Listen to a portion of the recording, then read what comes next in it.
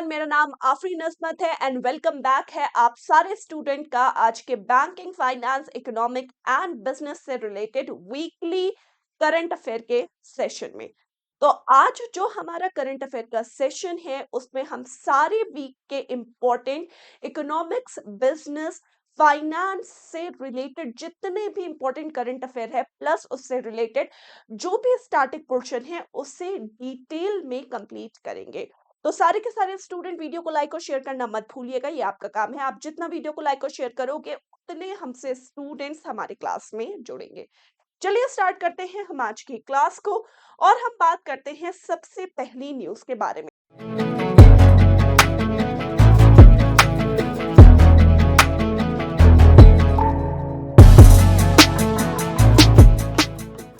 सबसे पहली न्यूज है हमारे लिए, that is marine product export development authority. तो रिसेंटली न्यूज क्या है कि ऑफिशियल्स ने एग्जर्ट किया है एंटायर वैल्यू चेन, जो भी पूरी एंटायर वैल्यू चेन है, sorry just a second, okay, तो जो भी पूरी एंटायर वैल्यू चेन है इंडिया के श्रिम्प एक्सपोर्ट की, तो इंडिया का जितना भी श्रिम्प एक्सपोर्ट है उसकी पूरी की पूरी जो चेन है, उसकी पूरी की पूरी जो एक्सपोर्ट चेन है उसको क्या किया गया है, रिसेंटली ऑथराइज्ड किया गया है, या आप कह सकते हैं रिसेंटली रिवैम्प किया गया है और उसे सर्टिफाइड किया गया है marine product export development authority के द्वारा। अब this is an important authority जिससे रिलेटेड स्टैटिक पोर्शन आप लोगों को पता होना चाहिए। ये एम्पेडा है क्या? तो एम्पेडा मैराइन इंडस्ट्री से रिलेटेड जितना भी एक्सपोर्ट हो रहा है हमारे इंडिया में उसका end to end complete solution आप कह सकते हो एम्पेडा है। ठीक है, एम्पेडा के जरिए आप उस जो मेराइन, जितना भी मेराइन एक्सपोर्ट हो रहा है इंडिया के बाहर, श्रिम्प है, फिशरीज है, जितना भी एक्सपोर्ट हो रहा है उन सारे एक्सपोर्ट का आप कह सकते हो रेगुलेटर है ये अथॉरिटी। उसके स्टोरेज से लेकर, उसकी प्रोसेसिंग से लेकर, उसके टर्म्स एंड कंडीशन से लेकर सारी चीजें जो है वो इस अथॉरिटी के द्वारा मैनेज करी जाती हैं। तो चलिए हम बात करते हैं इस अथॉरिटी के बारे में। ये एक स्टैट्यूटरी बॉडी है जिसका प्राइमरी टास्क है एक्सपोर्ट ऑफ मैराइन प्रोडक्ट। मैंने क्या कहा, सबसे मेन मकसद किस लिए बनाया गया है? मैराइन प्रोडक्ट के एक्सपोर्ट के लिए बनाया गया है। इसकी स्थापना एक एक्ट ऑफ पार्लियामेंट के तहत 1972 में करी गई थी। It was established by an of parliament. एक एक्ट ऑफ पार्लियामेंट के तहत 1972 में इसकी स्थापना करी गई। देन उसके बाद इस एक्ट को एक अथॉरिटी में कन्वर्ट किया गया जिसका अर्लियर नेम था marine product export promotion council.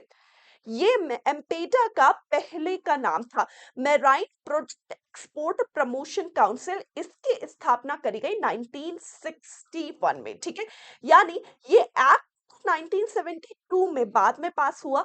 Authority, ये जो ऑर्गेनाइजेशन है marine product export promotion council, ये पहले ही एस्टैब्लिश हो चुका था 1961 में। देन उसके बाद ये एक्ट पास हुआ 1972 में और उसके बाद इस ऑर्गेनाइजेशन को marine product export promotion council, इसे एम्पेडा में कन्वर्ट किया गया अगस्त 1972 में। ठीक है, तो पहले जो अथॉरिटी थी उसका नाम डिफरेंट था, फिर एक एक्ट पास हुआ पार्लियामेंट में, उसके बाद जो है marine product export development authority के नाम से ऑर्गेनाइजेशन 1972 में बनाया गया।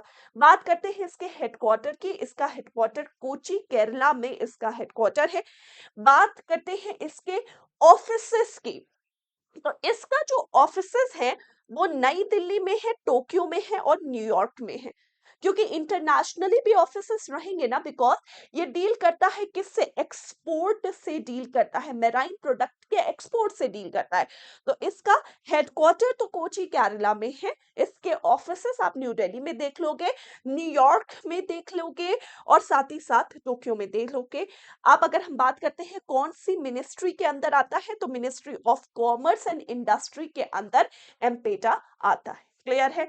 मकसद, फंक्शंस क्या है? तो फंक्शंस यहाँ पर लिखे हैं, मैं आपको बता दे रही हूँ। End to end exports marine product, इसके मैनेजमेंट का काम करता है।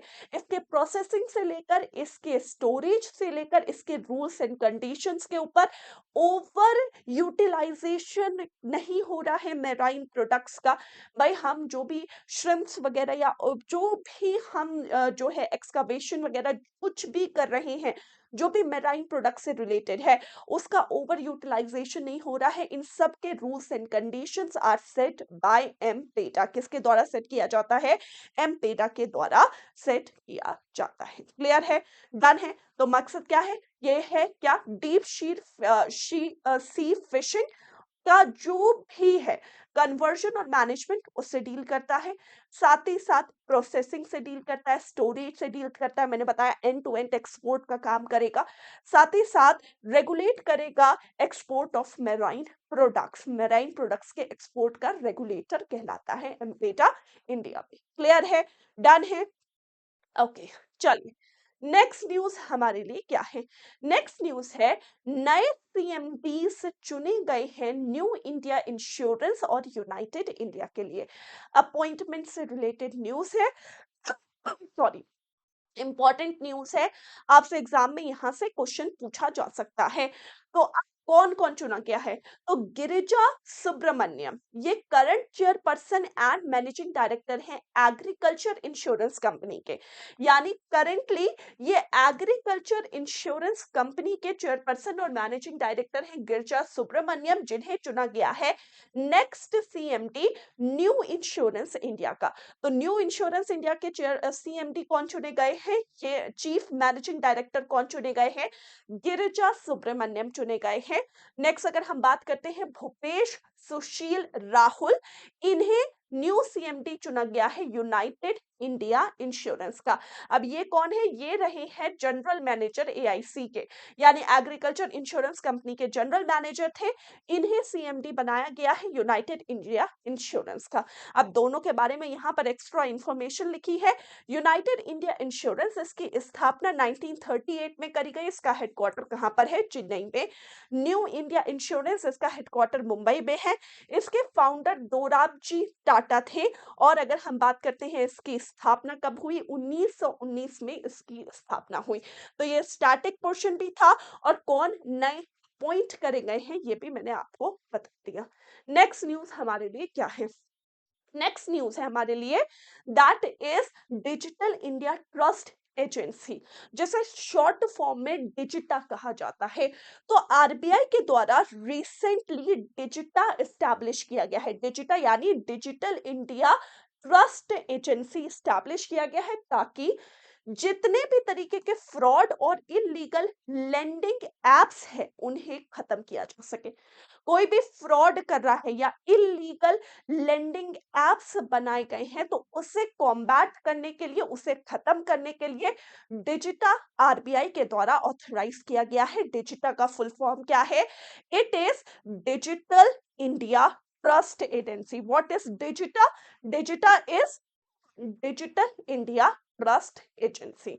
डिजिटा रिस्पॉन्सिबल है सारे तरीके के इलीगल लेंडिंग एप्स को क्या करने के लिए? खत्म करने के लिए। ठीक है? जितने भी डिजिटल लेंडिंग एप्स है उनके ऊपर ये कंपल्शन बना दी गई है आरबीआई के द्वारा कि उन्हें डिजिटल के थ्रू ऑथराइज्ड होना जरूरी है। अगर आप ऑथराइज्ड हैं तो वेल एंड गुड, अगर आप ऑथराइज नहीं है आपकी ऐप को बैन कर दिया जाएगा आरबीआई के द्वारा। ठीक है? जिस भी ऐप में डिजिटा का वेरीफाइड टैग नहीं हुआ, उन सारी एप्स को अनऑथराइज्ड, इलीगल कंसिडर किया जाएगा आरबीआई के द्वारा। ठीक है? कंप्लीट। ठीक है? तो डिजिटा किसके द्वारा सेटअप किया गया है? याद रखिएगा, it has been set up by Reserve Bank of India. ठीक है? ओके, नेक्स्ट न्यूज हमारे लिए क्या है? नेक्स्ट न्यूज है सेबी के द्वारा अगेन जितना भी कस्टमर के ग्रीवेंसेस होते हैं या फिर उनकी जो भी कंप्लेंट्स होती हैं उसे एड्रेस करने के लिए, उसे सॉल्व करने के लिए सेबी के द्वारा एक नया रीएड्रेसल प्रोग्राम या सिस्टम लाया गया है, जिसे हम कहेंगे स्कोर 2.0। ठीक है? अच्छा, स्कोर 2.0 यानी ये स्कोर ऐप का ही एडवांस वर्जन है। स्कोर ऑलरेडी एक ऐप थी जिसका एक एडवांस वर्जन लॉन्च किया गया है और ये सेबी के द्वारा लॉन्च किया गया है जितने भी कस्टमर के ग्रीवेंसेस और कंप्लेंट्स हैं उन्हें सॉल्व करने के लिए। अब स्कोर क्या है, ठीक है? What is this score? SEBI का इसका फुल फॉर्म क्या है? It is SEBI complaint redress system. Score का फुल फॉर्म क्या है? SEBI complaint redress system. Score क्या है? ये एक web based centralized grievance redressal program है सेबी का, जिसे 2011 में लाया गया था, ठीक है? तो 2011 2011 में इस प्रोग्राम को लाया गया था, ठीक है? ये क्या है? एक सेंट्रलाइज सरकार का प्रोग्राम है ताकि कस्टमर के जो भी कंप्लेंट्स हैं, जो भी ग्रीवेंसेस हैं, उसे सेबी के द्वारा सॉल्व किया जा सके, ठीक है? ये क्या करेगा? ये मार्केट इंटरमीडियरीज और लिस्टेड कंपनीज से कंप्लेंट रिसीव करता है इन्वेस्टर्स की, उसे रीएड्रेस करता है और उसे रिपोर्ट करता है। यानी यहाँ पर क्या होगा? ये जो वेब बेस्ड सिस्टम है, यहाँ पर जो भी कस्टमर जो जुड़े हुए हैं, ठीक है, इंटरमीडिएट कंपनीज मतलब जो स्टॉक ब्रोकर्स वगैरह हैं उनके साथ, या फिर जो भी स्टॉक एक्सचेंज पे लिस्टेड कंपनीज हैं, उनके जो भी क्वेरीज हैं, उनकी जो भी प्रॉब्लम्स हैं, वो क्या किएगा? वो रजिस्टर होंगी इस स्कोर प्रोग्राम में या फिर इस वेब एड्रेस सिस्टम में। उसके बाद इसे कंसर्न्ड अथॉरिटीज के पास पहुंचाया जाएगा ताकि वो सॉल्व कर सके। और ये किसके द्वारा चलाया जाता है? ये सेबी के द्वारा चलाया जाता है। याद रखिएगा, कौन कौन सी कंप्लेन इसमें सेबी एक्सेप्ट करता है। तो कंप्लेन का नेचर क्या है? तो कंप्लेन का नेचर है कोई भी ऐसी कंप्लेन जो SEBI act, securities contract regulation act, depositories act and rules and regulation and provisions of companies act, इससे रिलेटेड आपकी अगर कोई भी प्रॉब्लम है, कोई भी क्वेरी है, कोई भी चीज आपको सॉल्व करवानी है, उसका सोल्यूशन आपको यहाँ स्कोर मिलेगा। यानी कंपनीज एक्ट का rules and regulation provision, securities contract regulation act के अंदर जो भी कवर होता है और सेबी एक्ट के अंदर जो भी कवर होता है, इन सब के रिलेटेड अगर कोई भी कस्टमर का ग्रीवेंस है, क्वेरीज है, तो उसे सॉल्व करने का काम कौन करेगा? स्कोर करेगा। अच्छा, अब स्कोर में कौन कौन सी एंटिटीज रजिस्टर कर सकती हैं? कौन कौन सी एंटिटीज जो है वो यहाँ पर आकर रजिस्टर कर सकती हैं और कंप्लेन्स किनके खिलाफ कंप्लेन कस्टमर कर सकते हैं यहाँ पर? यानी एक वेब पेज है, वो किसके खिलाफ यहाँ पर कंप्लेन जो है वो कर सकते हैं कस्टमर, ठीक है?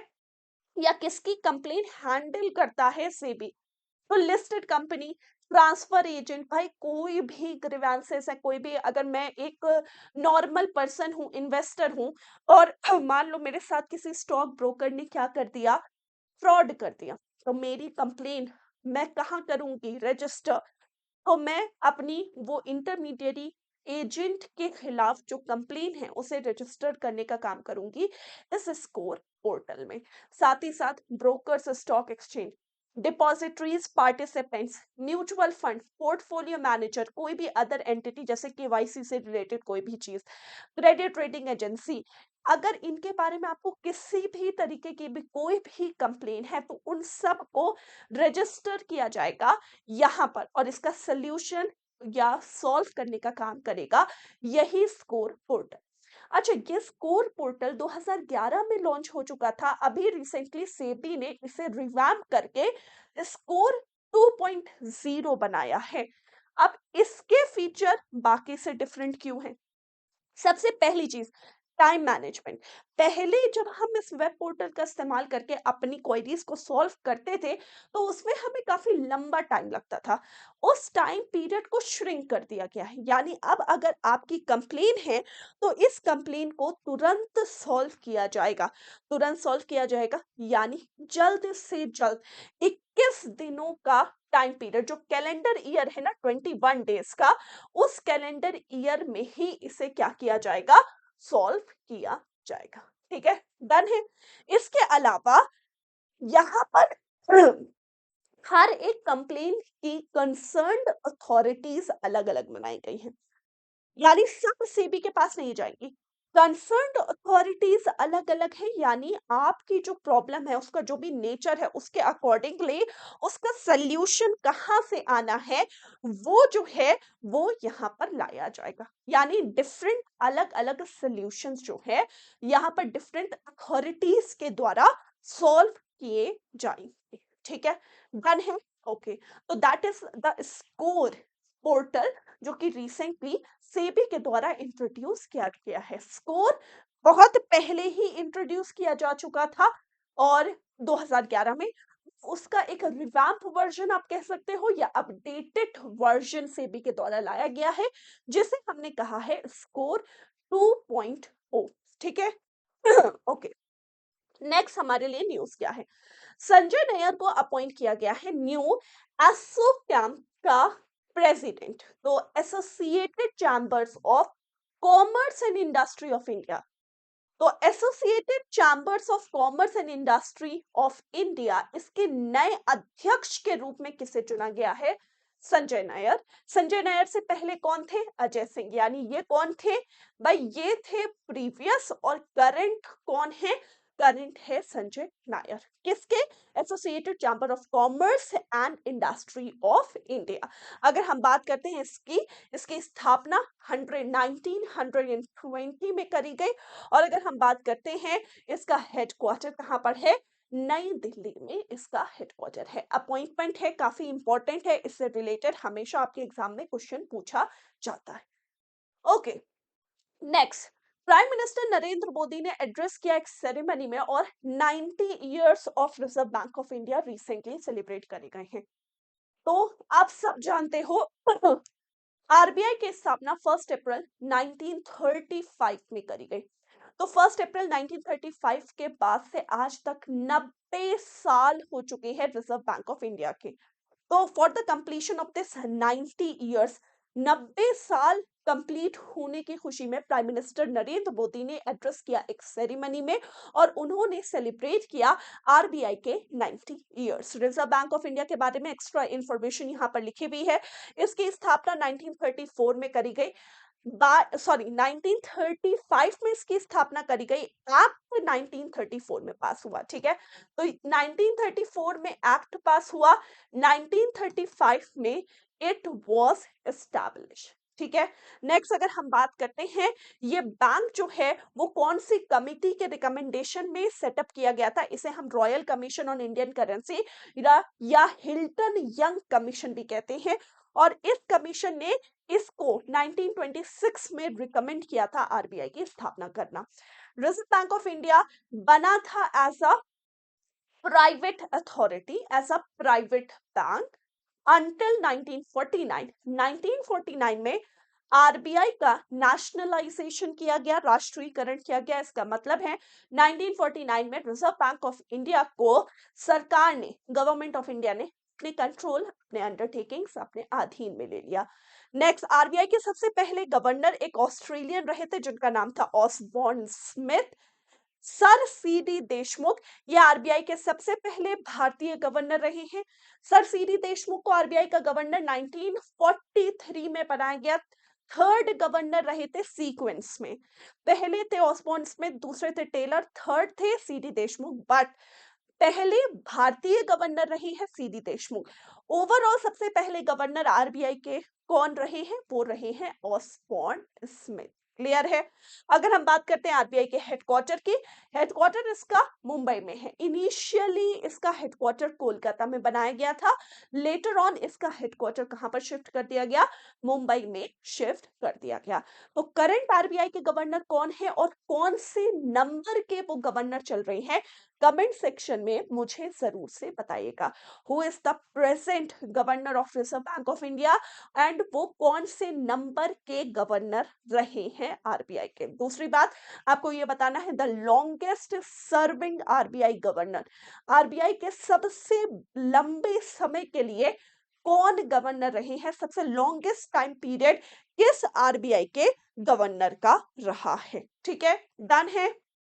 ओके, नेक्स्ट बात करते हैं संदीप जैन की। संदीप जैन को फिस्मी का प्रेसिडेंट बनाया गया है। What is this FISME? Federation of Indian micro and small medium enterprises. तो इंडिया के जितने भी स्मॉल मीडियम और माइक्रो इंटरप्राइज हैं, उसके मैनेजमेंट के लिए एक अथॉरिटी है, जिसको हम कहते हैं फिस्मी। फिस्मी यानी federation of Indian micro and small medium enterprises. और इसके नए अध्यक्ष के रूप में किसे चुना गया है? संदीप जैन को। इसकी स्थापना अगर हम बात करते हैं फिस्मी की, 1995 में करी गई। इसका हेडक्वार्टर कहां पर है? नई दिल्ली में इसका हेडक्वार्टर है। Then, what is the difference between this micro, small and medium enterprises? Micro, small और medium enterprises के बीच में difference क्या होता है? एक सॉरी, तो एक कंप्लीट वीडियो एमएसएमई के ऊपर मैं आप सबको पढ़ाऊंगी, ठीक है, जिसमें मैं आपको कंप्लीट डिटेल में ये बताऊंगी कि what is the difference between this micro, small and medium enterprises. Clear है? डन है? समझ में आ गया? ओके है? चलो आगे बढ़ते हैं। Next, financial action task force. Okay, so a very important topic from the exam point of view, ये है financial action task force. Financial action task force recently news में रहा है। न्यूज क्या है कि एफएटीएफ ने पाया है कि बहुत सारी कंट्री जो है, उन्होंने अभी तक जो है पूरी तरीके से इंप्लीमेंट नहीं करे हैं एफएटीएफ के प्रोसीजर, और जो है वर्चुअल एसेट और वर्चुअल एसेट प्रोवाइडर्स का मिसयूज कर रहे हैं। तो वर्चुअल एसेट्स का मिसयूज हो रहा है। एफएटीएफ के terms and conditions, policies and procedures जो भी वर्चुअल एसेट्स और वर्चुअल एसेट्स प्रोवाइडर से रिलेटेड कंट्रीज के ऊपर उन्होंने लागू किया है, उसे पूरी तरीके से फुलफिल नहीं किया जा रहा है। रिसेंटली एफएटीएफ ने ये कहा है, फाइनेंशियल एक्शन टास्क फोर्स ने। यहां पर मैं आपको दोनों चीजों के बारे में डिटेल में बताने वाली हूं। What is this FATF and what is this virtual asset? Virtual asset मतलब क्या होता है? एक बार डेफिनेशन पढ़ते हैं वर्चुअल एसेट की, उसके बाद मैं आपको डिटेल में बताऊंगी। वर्चुअल एसेट कोई भी तरीके का digital representation, refers to any digital representation of value that can be digitally traded, transferred और यूज्ड फॉर पेमेंट। यानी वर्चुअल एसेट शब्द से समझ में आ रहा है, वर्चुअल और एसेट, वर्चुअल यानी ऑनलाइन और एसेट्स यानी anything that has the value. तो वर्चुअल एसेट का मतलब होता है कोई भी ऐसी तरीके की रिप्रेजेंटेशन ऑफ वैल्यू जो कि डिजिटली यूज करी जाती है। यानी कोई भी तरीके का ऐसा डिजिटल रिप्रेजेंटेशन है जिसकी एक वैल्यू होती है। फॉर एग्जाम्पल, मैं आपके साथ ट्रेड कर रही हूं, मैं आपके साथ ट्रेड कर रही हूं वर्चुअल एसेट्स में। इसका मायने ये है, फॉर एग्जाम्पल मैंने आपसे कोई गुड्स लिया और वर्चुअल एसेट्स के थ्रू मैंने उसका पेमेंट किया। यानी anything, any digital representation authorised bye FATF, जिसका क्या होता है, जिसकी एक वैल्यू होती है, जो दोनों पार्टीज के बीच में एक्सेप्टेबल होती है। ये मोड ऑफ पेमेंट की तरह भी इस्तेमाल किया जाता है, इन्वेस्टमेंट्स की तरह भी इस्तेमाल किया जाता है। समझ में आ गया? वर्चुअल और asset, virtual, digital, asset, anything that has value. तो डिजिटल रिप्रेजेंटेशन किसी भी तरीके की वैल्यू की, उसे हम वर्चुअल एसेट कहते हैं। वर्चुअल एसेट जो है उसके बहुत सारे बेनिफिट्स भी होते हैं और बहुत सारे डेंजर्स भी होते हैं। भाई डेंजर ये है कि इसमें इजीली फ्रॉड हो सकता है, इसमें इजीली स्कैम्स हो सकते हैं, इसको इजीली जो है खत्म किया जा सकता है। लेकिन इसके बहुत सारे बेनिफिट्स भी होते हैं। बेनिफिट्स जैसे कि आप पेमेंट आसानी से कर सकते हो, इजियर, बिना किसी जो है ऑल्टरनेटिव मेथड के, यानी इसमें कैश वैश का झामी नहीं है, इससे इजीली आप पेमेंट कर सकते हो, इजीली ट्रांसफरेबल होता है, चीपर होता है, तेजी से किया जाता है, फास्टर होता है। तो वर्चुअल एसेट्स आजकल के जमाने में, दीज वर्चुअल एसेट्स, ये डिजिटल रिप्रेजेंटेशंस ऑफ करेंसीज, ये ज्यादा यूज हो रही है in replacement of the cash और मनी, ठीक है। तो भाई इजी है, जल्दी होता है, इसीलिए। बट वर्चुअल एसेट्स और वर्चुअल एसेट्स प्रोवाइडर्स जो होते हैं, इन दोनों को मैनेज करता है एफएटीएफ, और एफएटीएफ के बहुत सारे रूल्स एंड कंडीशंस होते हैं फाइनेंशियल एक्शन टास्क फोर्स के, स्पेशली इन दोनों से रिलेटेड, ठीक है। तो फाइनेंशियल एक्शन टास्क फोर्स ने रिसेंटली कहा है कि आप वो रूल्स एंड प्रोसीजर्स फॉलो नहीं कर रहे हैं, तो मे बी कि वो क्या करे, कंट्रीज के ऊपर एक्शन ले सकता है, जो भी वर्चुअल एसेट्स का इस्तेमाल कर रहे हैं, जो भी वर्चुअल एसेट्स प्रोवाइडर्स हैं, ठीक है। अब एफएटीएफ के बारे में हम कंप्लीट डिटेल के बारे में बात करते हैं। What is this FATF? Financial action task force एक इंटर गवर्नमेंटल पॉलिसी मेकिंग और स्टैंडर्ड सेटिंग बॉडी है, जो कि मनी लॉन्ड्रिंग और टेररिस्ट फाइनेंसिंग को खत्म करने के लिए बनाई गई है। यानी देश का पैसा मनी लॉन्ड्रिंग में ना जा रहा हो। मनी लॉन्ड्रिंग का मतलब आप पता है, काला पैसा को सफेद पैसा बनाना, ठीक है। तो ब्लैक मनी है आपके पास, उसको व्हाइट मनी में कन्वर्ट करना है, ठीक है। तो कोई भी देश मनी लॉन्ड्रिंग जैसे काम पर एंगेज ना हो रहा हो, या फिर आप कह सकते हो कोई भी देश टेररिस्ट फंडिंग ना कर रहा हो।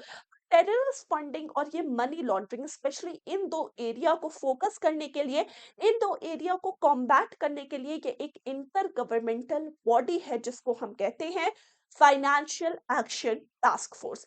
इसका मकसद ये है कि ये इंटरनेशनल स्टैंडर्ड्स को सेटअप करता है नेशनल और इंटरनेशनल लेवल में, ताकि जो भी तरीके का टेररिज्म फाइनेंसिंग हो रहा है, या जो भी तरीके की मनी लॉन्ड्रिंग हो रही है, उसे क्या कर सके, फिनिश कर सके, खत्म कर सके, या फिर उससे हम लड़ाई कर सके। इसकी स्थापना 1989 में करी गई है, G7 समिट के दौरान। It was establish in year 1989, और किसके दौरान, G7 समिट जो पेरिस में हुआ था उसके दौरान इसको स्थापित किया गया था। इसका मेन मकसद था कि जितना भी काला पैसा सफेद पैसों में कन्वर्ट हो रहा है, उसको रोकने के लिए इसको बनाया गया। फिर उसके बाद 2001 में इसके फंक्शन को एक्सपैंड कर दिया गया, और इसमें टेररिज्म फाइनेंसिंग भी जोड़ दी गई। यानी टेरर फाइनेंसिंग को या टेररिस्ट को फाइनेंस करने से रोकने का काम ये बाद में ऐड ऑन हुआ, पहले इनिशियली बना था सिर्फ मनी लॉन्ड्रिंग को कॉम्बैट करने के लिए। हेडक्वार्टर पेरिस फ्रांस में है, बना यही था। इसका हेडक्वार्टर कहाँ पर है, पेरिस फ्रांस में। कौन कौन इसमें मेंबर कंट्रीज हैं करंटली? करंटली इसमें 39 कंट्रीज शामिल हैं, जिसमें यूएस जैसी कंट्रीज हैं, इंडिया जैसी हैं, चाइना है, सऊदी अरेबिया है, ब्रिटेन है, जर्मनी है, फ्रांस है, और यूरोपियन यूनियन है। यानी इस तरीके की इसमें 39 मेंबर कंट्रीज जो है वो इसमें शामिल है, ठीक है। अगर हम बात करते हैं इंडिया एफएटीएफ का मेंबर कब बना है, तो इंडिया एफएटीएफ का मेंबर बना है इन ईयर 2010 में। फाइनेंशियल एक्शन टास्क फोर्स के बारे में और एक्स्ट्रा इंफॉर्मेशन है। एफएटीएफ की आपने दो लिस्ट के बारे में पढ़ा होगा, तो एफएटीएफ की दो लिस्ट होती हैं, जस्ट अ सेकेंड।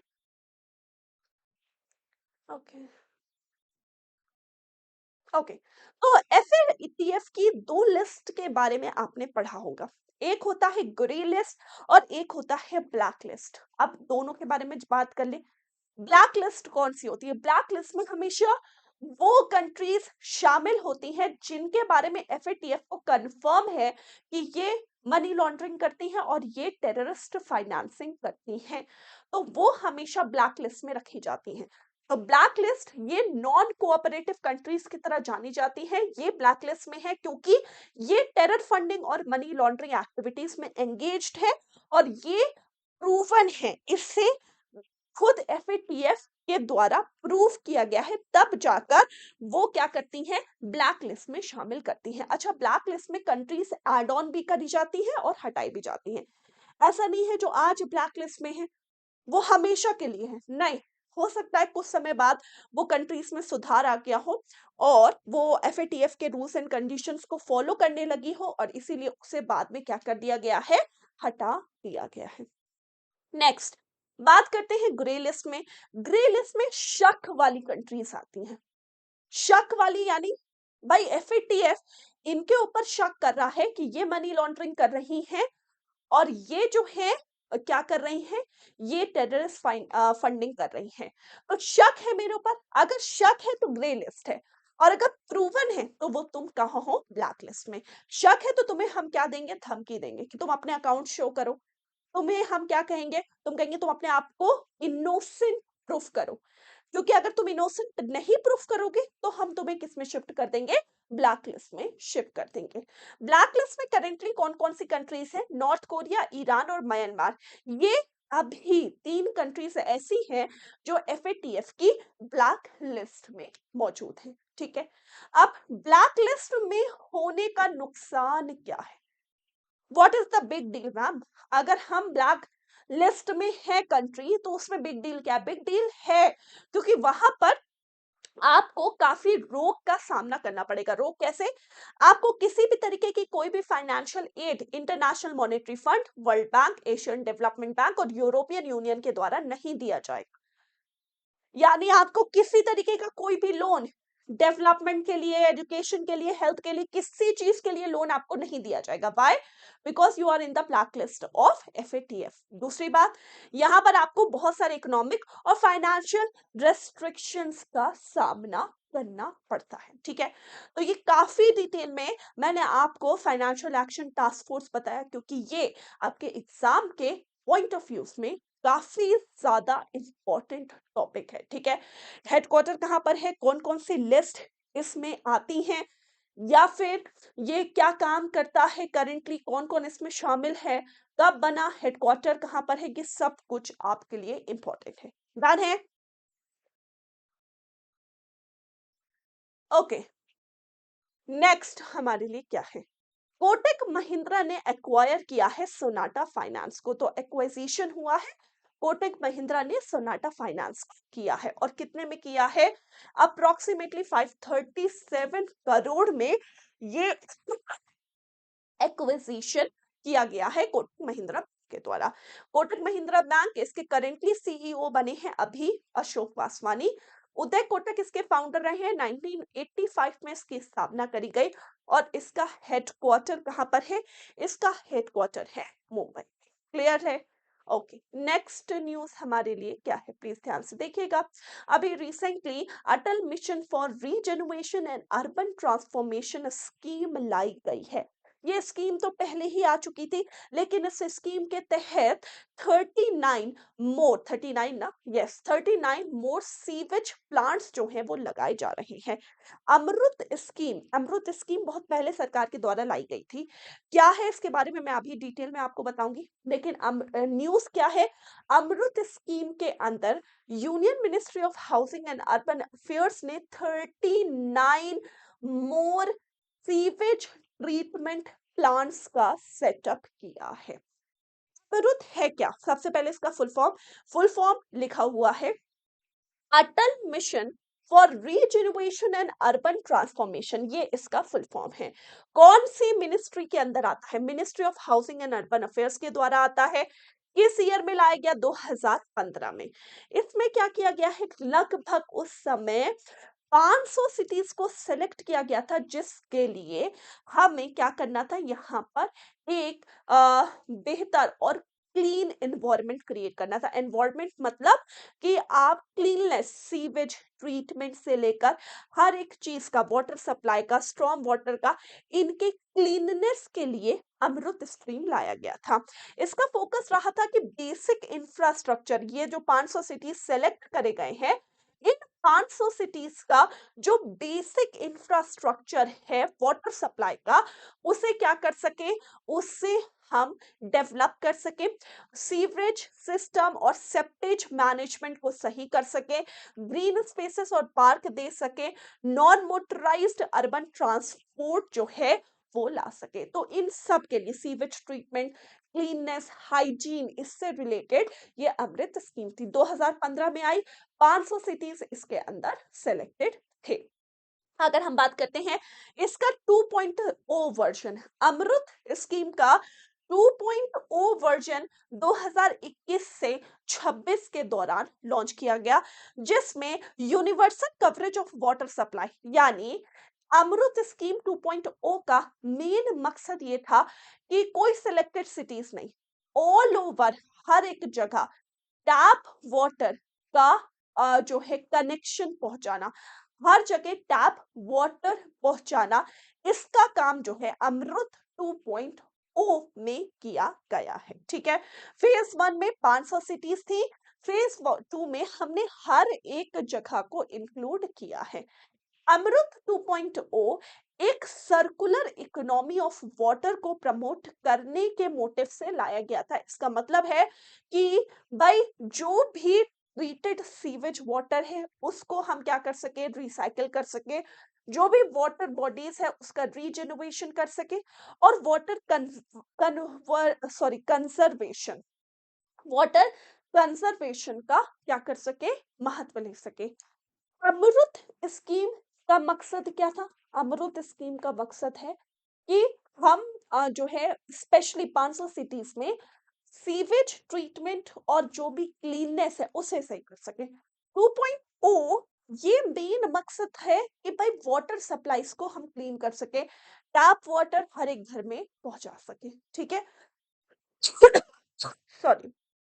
2.0 के और कौन कौन से कंपोनेंट्स हैं, जैसे कि पेयजल सुरक्षा सर्वेक्षण, यानी equal distribution of water, reuse of waste water, mapping of water bodies और हेल्दी कंपटीशन प्रमोट करना, यानी basically 2.0 water distribution, water wastage, इनसे रिलेटेड था। ठीक है, साथ ही साथ इसमें कोई भी तरीके का अगर लेटेस्ट टेक्नोलॉजी आई है वाटर से रिलेटेड उसे एक्वायर करने के लिए, और साथ ही साथ सरकार का इसमें आउटले 2.0 में इसको कितना पैसा एलोकेट किया गया, 2,99,000 करोड़ रुपीस का एलोकेशन किया गया है इस स्कीम के अंदर, जिसमें सेंट्रल का शेयर थे 76,760 crore for a period of 5 year. Clear है?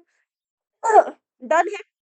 तो देखो, अमृत 2.0 ये अभी आया है 2021 से 26 तक के लिए, 27 तक के लिए, और अमृत स्कीम 2015 में आ चुकी थी। दोनों स्कीम जो है इसका डिफरेंट डिफरेंट मोटिव रहा था।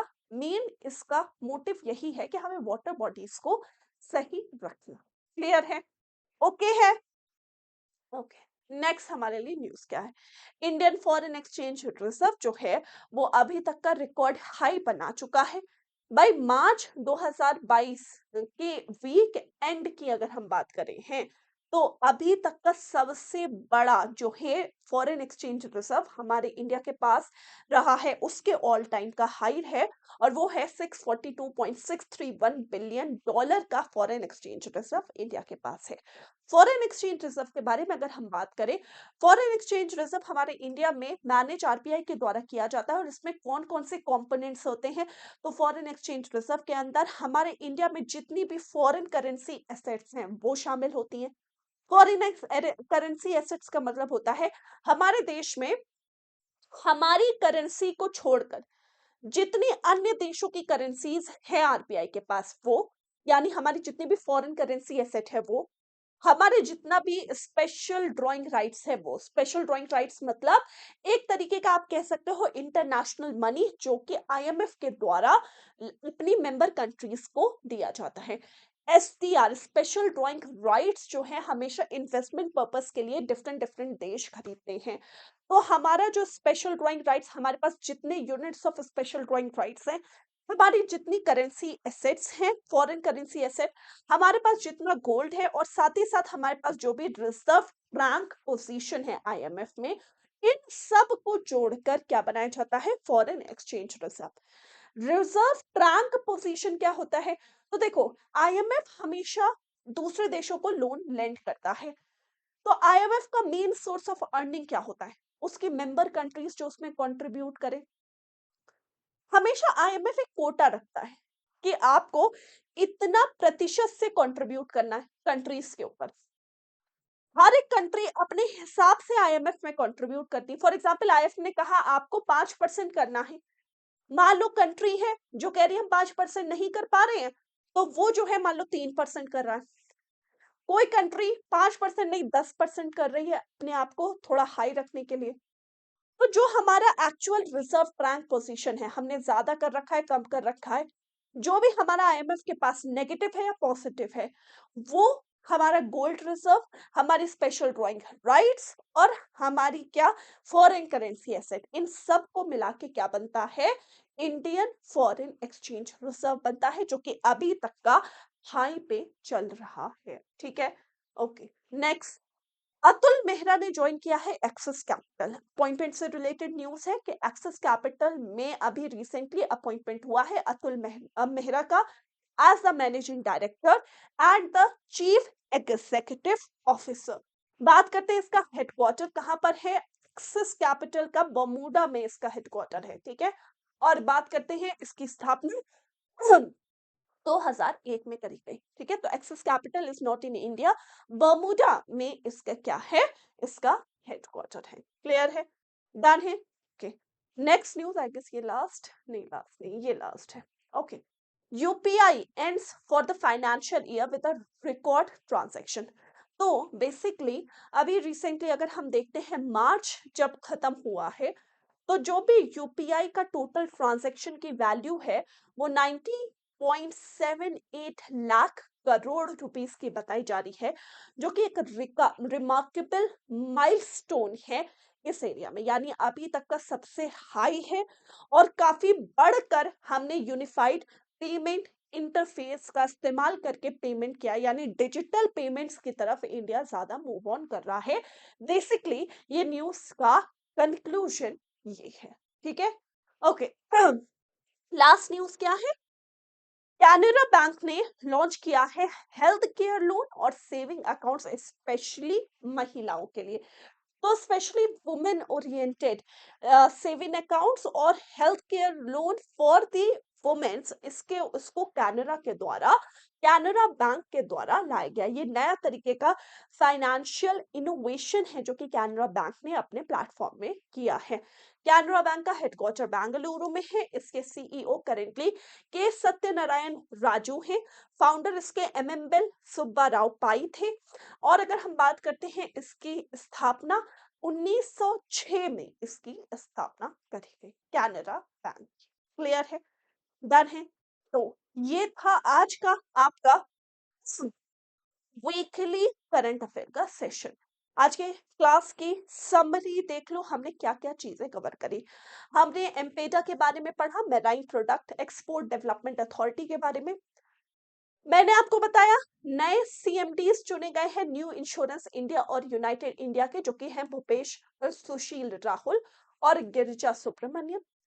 हमने डिजिटा के बारे में पढ़ा। DIGITA is what, digital India trust agency RBI के द्वारा लाई गई है।